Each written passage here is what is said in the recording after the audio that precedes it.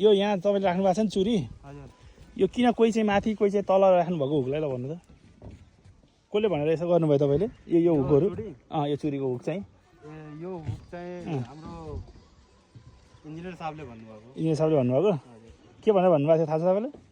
भन्नुभएको थियो जो यो पुरा नापेर यसमा 4 हिस्सा गरेर एक हिस्सा उता एक हिस्सा यता बिचमा 2 हिस्सा